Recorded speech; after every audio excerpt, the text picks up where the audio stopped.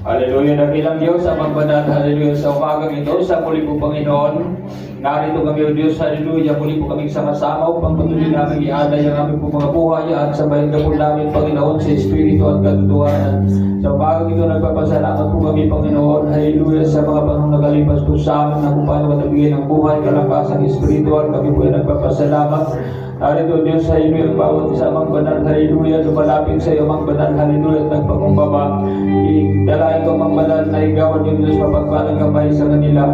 Paspasan sa banal na espiritu na sa amin pong pagdalo, Diyos, naglain po namin ang kalakasan espiritual na maging matagumpay, Panginoon, ng bawat isa, Panginoon, sa araw na ito na kaya amin pong mapapurihan.